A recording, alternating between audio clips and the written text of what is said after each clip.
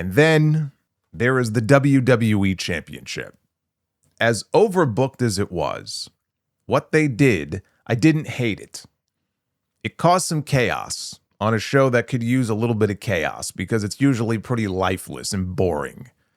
Sami Zayn was the special guest referee for this. When Sami had to, at one point, physically pull Gunther off of Cody when he refused to release the sleeper hold after a rope break. Gunther was not pleased about this. Push came to shove, literally. Sami slapped him, so Gunther powerbombed him, which is not the smartest thing to be doing when you're trying to win the championship, is to powerbomb the referee. Another referee runs out. Gunther had the match won a little while later. Sami pulls the new referee out to the floor. He was well within his rights to disqualify Gunther, but he opted not to do so. Instead, Gunther was holding on to the top rope on a sunset flip attempt by Cody. When Sami got back in the ring, he kicked the hand free. Cody rolled him up. Sami fast counted, and he gave Cody the win to retain the title.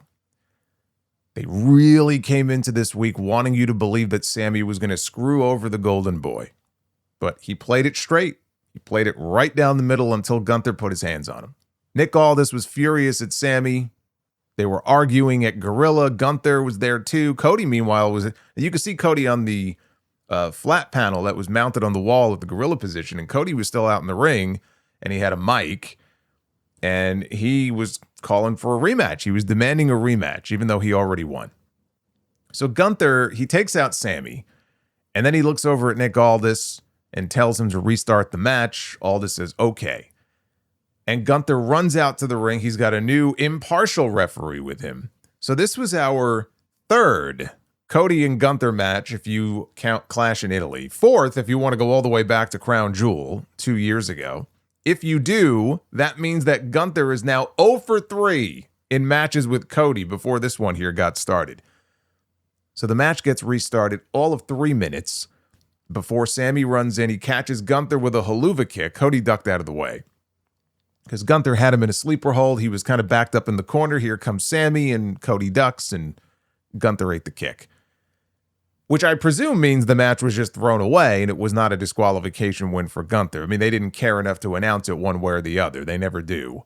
And later in the show, Cody went to Aldis to ask for a triple threat match at Night of Champions against Gunther and Sami so he could put this thing to bed once and for all. And Aldis agreed. So we ended up with exactly the match that I figured we were going to be getting on that show. They just took the long way to get there. It's rare that we get a WWE title match on TV, let alone 2 of them back-to-back like that. The second match wasn't even a match as much as it was an angle. If they would have saved Cody against Gunther for Riyadh with the same situation here, Sami is the referee, they did the same finish, that would have been amongst the worst title match finishes of the entire year. If they would have done that on the PLE, this would have been awful. So this was the place to do it if you were going to do a finish like that. You do it on TV, you build to the bigger match on the bigger show. Now we have what should be a hell of a match when you consider who the 3 men are who were involved here. The match itself, to me, that's a main event. That's a worthy main event for Night of Champions. Which brings us to Night of Champions, with the first hour simulcasting live on ESPN at 1 p.m. Eastern, since they're in Saudi for this show. I'll be live on YouTube probably right after it ends. I'm inclined not to wait. I sometimes wait until maybe like 8 p.m. or so and then go live. I'll probably just go live within half an hour of the show ending. We had 6 matches on the show last year. We have 6 matches on the show this year. Since 2 of them are tournament finals, and you've got to have more than 2 or 3 titles defended on a show called Night of Champions, you kind of had to have at least 6 matches. And these are the matches right now. Tiffany Stratton is going to be defending her Women's United States Championship against Jade Cargill. Now, the only reason this match is even happening here is because Rhea Ripley got hurt. Otherwise, she would be defending her title in this spot, I do believe. Once they bumped Rhea off the poster for the show, they replaced her with Tiffany. So it became pretty clear Tiffany was going to be wrestling on this show. This is the 4th or 5th time now, I've lost track, that these two have squared off. None of those matches were particularly memorable. So I wouldn't say I have high hopes for this. It might be okay, but I don't have high hopes for this. Tiffany beat her at SummerSlam last year to retain the World Championship. Jade then took it from her in November at Saturday night's main event. That kicked off her title run. You would have to imagine after what happened at the end of the show on Friday. It was a direct result of an attack by Jade Cargill that Charlotte Flair failed to advance in the Queen of the Ring tournament. Failed to make it to the finals of this tournament. Why would Charlotte not want to pay that back? That's what I'm expecting. I'm expecting Charlotte to be there in Riyadh, and if she is, I'm expecting that she is going to play some kind of role in Jade Cargill not winning this match and not winning the championship. Tiffany will retain. No matter what happens, Tiffany's going to retain because I don't see the point in putting the belt on Jade. For what? Because they're going to do Jade and Charlotte at SummerSlam and you want there to be a belt on the line? I don't think that's necessary. Although that is going to be the SummerSlam match. And that's been rumored for a while, but it's the one that makes the most sense. After what we saw on Friday, we know the match is taking place. SummerSlam would be the best place for it. That'll be Charlotte and Jade. It will not be for the U.S. title, though. The men's United States Championship will be on the line. Trick Williams is going to be defending against Ricky Say. Here's my question. Do you think Lil Yachty is making the trip to Saudi for this show? I don't know.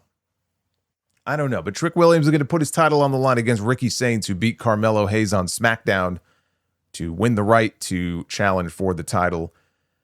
I still think we're going to end up getting a triple threat at some point, probably SummerSlam with Hayes included, although I wouldn't mind a straight singles match with Melo and Trick. I just feel like we're probably going to get that on SmackDown, or we're going to get that on Saturday night's main event, and then we'll end up getting the three-way. So they'll have to figure out a way to make it all make sense, because if Trick goes in there on Saturday and just beats him, he just beats Ricky, then that would seemingly finish Ricky off for the time being as far as title contention goes. But, they could always figure out a way where it makes sense to get all three of them in the ring together and do a triple threat. I don't think Trick is losing the championship here. He might at SummerSlam, but I don't think he's losing it here. Seth Rollins will go one-on-one. He will try to put this to rest once and for all. His feud, his bad blood, his issues with the Vision, his issues with Braun Breaker. They are going to do it inside of a steel cage. And the question is really, the bigger question is, coming out of this match, what is the direction for Seth Rollins at SummerSlam? Because to me, the only direction that really makes sense for Rollins on that show, and you got to imagine they're going to want him in a big match, is Roman Reigns. Now, that's what I was thinking. Right up until this week, anyway, that was where my head was at. Roman Reigns and Seth Rollins for the World Heavyweight Championship at SummerSlam. And that may well be where we end up going. However, I have a different take on where they may be going, where I kind of hope they're going with Roman. I'll get to that in a little bit. I still think Seth Rollins gets the win here. I think at the end of all this, Rollins is going to win the feud. Whatever plans they have for him are likely bigger than what Braun Breaker will be doing at SummerSlam. And so I think if that's the case, if you're going to have Rollins in a title match or some kind of big match on that show, it's probably more important for him to win this. I think Rollins wins the cage match. Now we have the Queen of the Ring finals, where it will be the Women's World Champion Liv Morgan taking on Io Sky, two members of the Raw roster. Liv Morgan being in this tournament is ridiculous. We all agree on this. It's stupid. It's just dumb. And they try to have her go out there and explain why by saying, well, I want it all.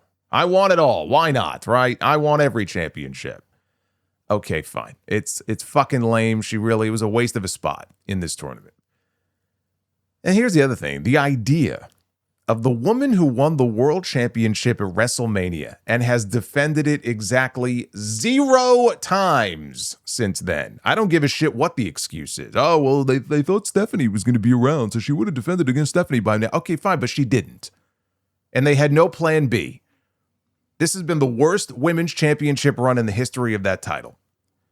The woman who won the title at Mania and has defended it exactly 0 times. The idea that we are supposed to, I guess, get somewhat excited about is that now there's the prospect of her winning this tournament and potentially unifying the two world titles at SummerSlam. Not only does that not get me interested in seeing that match at SummerSlam, it actively makes me not want to watch it because that just sounds fucking terrible. So we can't have any of this. So whoever's going to win here, whoever was going to be on the opposite side of Liv was always going to be the presumptive winner.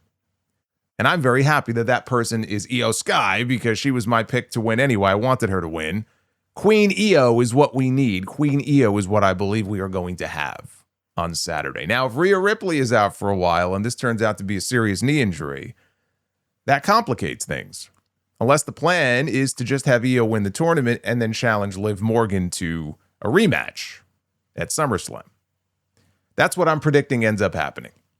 We're going to get Queen Io, and then after the match, not during the match, after the match, maybe on Raw that Monday night, that's where we finally get the return of Stephanie Vicaire. I think the play here is to just do a straight match. I don't see her getting involved in the match, especially because they may be doing something similar in the men's side. I think to do that in the men's and the women's matches would be stupid. Stephanie coming back, Io choosing Liv, that could then create a very interesting little triangle heading into SummerSlam. And remember, Stephanie and Io, they have history. It was Io who Stephanie beat at WrestlePalooza last year to win that championship. Does Liv even make it to SummerSlam as the champion? Or is it going to be Stephanie? Do we end up with a three-way on that show? I'd be okay with that. Io might not be if she wins Queen of the Ring and ends up having to, fight for it in a three-way. But anything to get Stephanie and Io back in the ring together is fine with me. I love their first match. But I think Io Sky is going to win the tournament. Then we have the King of the Ring tournament. We have Obafemi taking on Jey Uso. It comes down to what WWE has clearly staked as the future of this company, the man that they are building everything around, against the Yeet Man. When Raw ended on Monday and Obafemi stood in the middle of the ring, again, bringing up Brock Lesnar by name. This is after calling him a bitch, and this time he questioned his manhood. He expected him to show up on Monday and try to screw him out of a win, but he was a no-show, right? It could still happen as soon as tomorrow night, because the idea that I pitched a few weeks ago is still possible. There's still time for this to happen. To see Brock Lesnar show up on Raw and take Obafemi out of the tournament before he even gets on the plane to fly to Riyadh.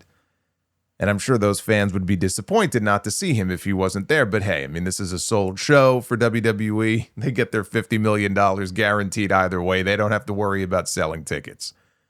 Brock showing up tomorrow and taking him out of the tournament to then open up a wild card spot for Night of Champions to be filled by someone like CM Punk is still possible.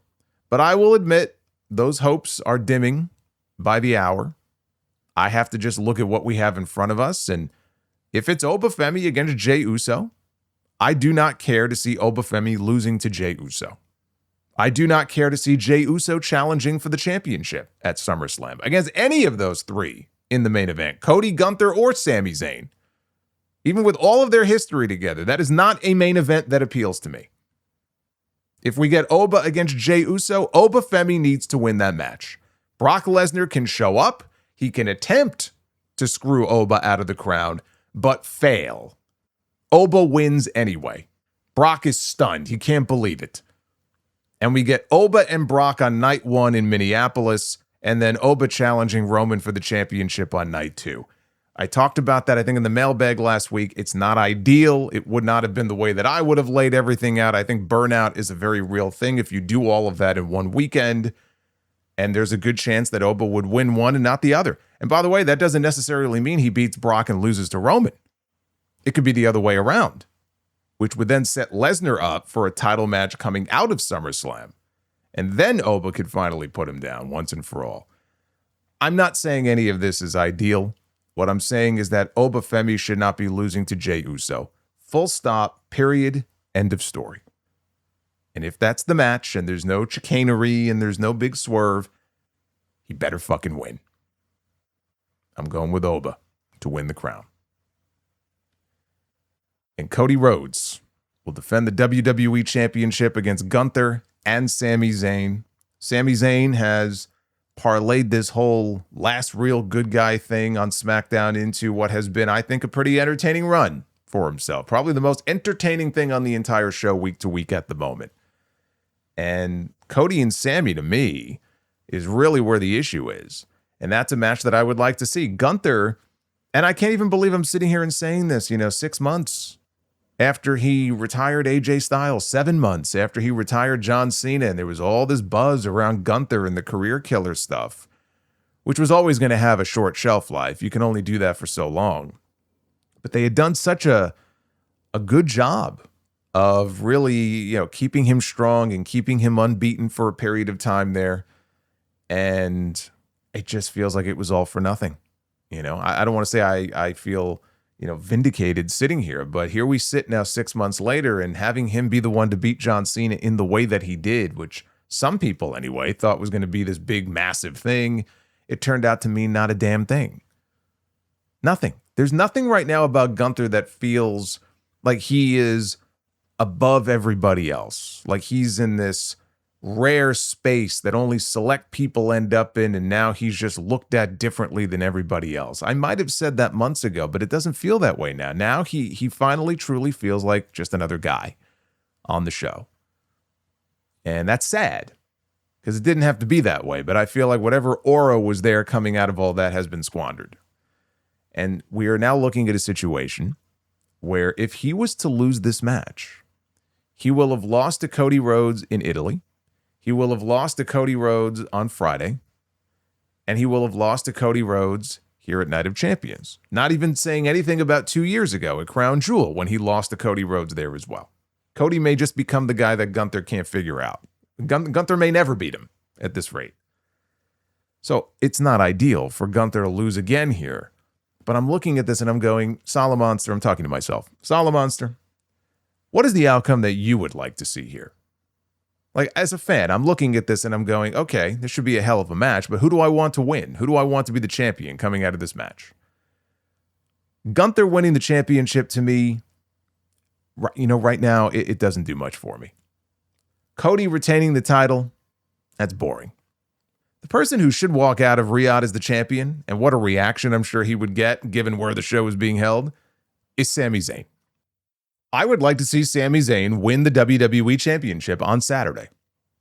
Maybe it throws a monkey wrench into their plans for SummerSlam. Maybe Sami doesn't hold it for very long. Maybe Sami holds it for a few weeks. I don't think that would be great. I would like to see him hold on to it for a little bit longer. I'm not saying give him a long, super long title run or anything, but more than 2 or 3 weeks would be ideal. But still, like, this could go any number of ways. But at the moment, Sami Zayn is the most compelling character on that show, right? Even if you don't think he's terribly compelling. Out of everything that is going on right now on SmackDown, he is the de facto most compelling character on SmackDown. He is the one where, like, the stuff that he's interested in to me is the best part of the show. I wouldn't have said that 6 months ago. Him winning the championship to me makes things a little more interesting on SmackDown than they would be if Gunther won the belt or if Cody just retained again. Ooh, how exciting. So I would put the belt on Sami. And then you could build to a singles match at SummerSlam between Cody and Sami for the WWE Championship. You can keep this issue between them going for a little bit longer. Because Cody Rhodes is not going to be left out of the SummerSlam main event. He will be in the main event on one of those 2 nights. Him against Sami Zayn, to me, you could absolutely headline one of those 2 nights with that match, more so than you could if it was Sami Zayn against Jey Uso. Or Gunther against Jey Uso. Give me a fucking break. Nobody is asking for that. Cody against Sami, I'd be okay with that. But if Sami is coming in as the defending champion, or if maybe Cody was and Sami won it from him there, I guess that would be okay too. But for this weekend, I'm focused on this match here.